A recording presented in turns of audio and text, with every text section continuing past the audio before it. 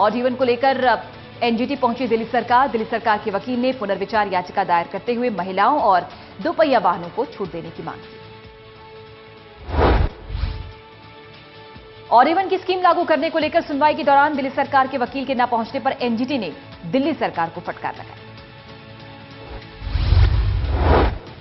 प्रदूषण पर दिल्ली हरियाणा के बीच खत सियासत। केजरीवाल के खत का हरियाणा के सीएम ने जवाब दिया, कहा अकेला हरियाणा नहीं निकाल सकता हल।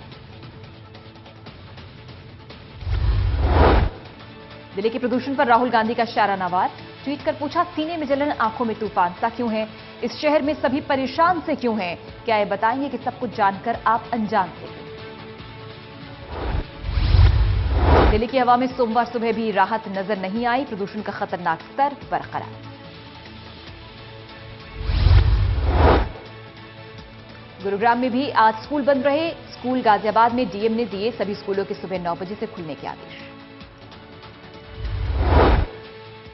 कुछ दिनों की छुट्टियों के बाद दिल्ली में सभी स्कूल खोल दिए गए। बढ़ते प्रदूषण को देखकर स्कूल खोलना अभिभावकों को रास नहीं आ रहा।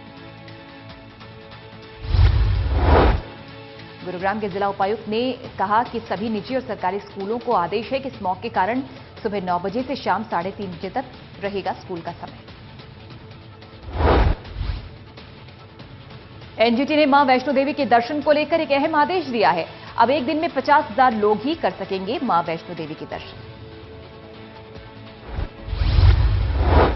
प्रद्युमन मर्डर केस में आरोपी छात्र को बचा रही थी हरियाणा पुलिस। सीबीआई सूत्रों के मुताबिक हरियाणा पुलिस के कई अधिकारियों और आरोपी छात्र के परिजनों की बातचीत के ऑडियो क्लिप से खुलासा हुआ।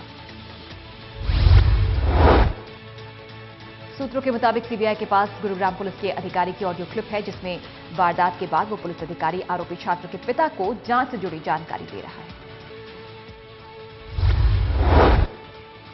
प्रद्युमन हत्याकांड मामले में गुरुग्राम पुलिस पर शक की सुई आने पर हरियाणा के मंत्री अनिल विज ने कहा कि जो भी दोषी होगा उसके खिलाफ सरकार एक्शन लेगी।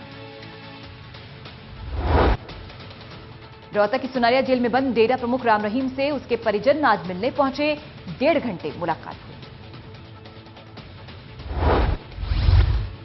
राम रहीम से मुलाकात करने पहुंचे उसके परिजन 3 गाड़ियों में सवार थे। सुरक्षाकर्मी भी मौजूद थे उनके साथ। रोहतक जेल से छूटे एक कैदी ने खुलासा किया है, बड़ा खुलासा जो कि चौंकाने वाला है। उसने बताया कि हर रोज की बजाय राम रहीम हफ्ते में बैरक से बाहर निकलता है, कोई काम नहीं करता और परिजनों से भी 2-2 घंटे मुलाकात कराई जाती है। राहुल जैन ने यह भी कहा कि जेल प्रशासन ने कैदियों को राम रहीम के बैरक की तरफ जाने पर कानूनी कार्रवाई की चेतावनी भी दी है।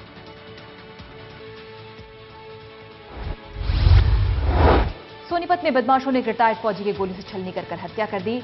रिटायर्ड फौजी को तकरीबन 1 दर्जन गोलियां मारी।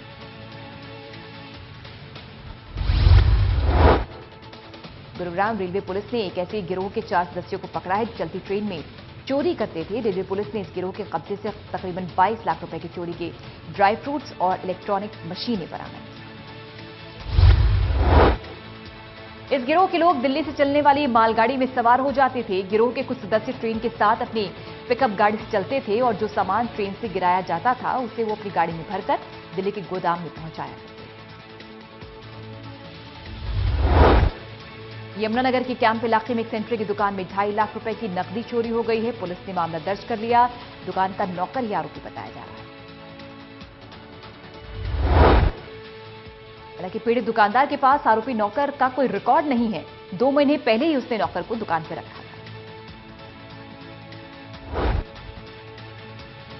सिरसा में हुई हिंसा और आगजनी के मामले में सिरसा पुलिस 94 लोगों को गिरफ्तार कर चुकी है। इस मामले में पुलिस ने 20 मामले दर्ज किए थे, 7 मामले सील हैं। कैथल के एक इंजीनियरिंग के छात्र की ट्रेन की चपेट में आने से मौके पर ही मौत हो गई। सुबह के समय दीपक नीलोखेड़ी जाने के लिए घर से बाहर निकला, लेकिन धुंध के चलते ये हादसा हुआ। सुप्रीम कोर्ट ने जेपी इंफ्राटेक के निदेशकों से सीलबंद लिफाफे में निजी संपत्ति की जानकारी देने के लिए कहा। दरअसल जेपी से कोर्ट ने 2000 करोड़ रुपए जमा करवाने को कहा था, लेकिन जेपी ने कहा कि वो अभी महज 700 करोड़ रुपए ही जमा करा सकता है। दिल्ली के थाना गोकुलपुरी इलाके के मुराना मुस्तफाबाद में 1.5 साल की बच्ची का शव मिला। बच्ची कल शाम से ही लापता।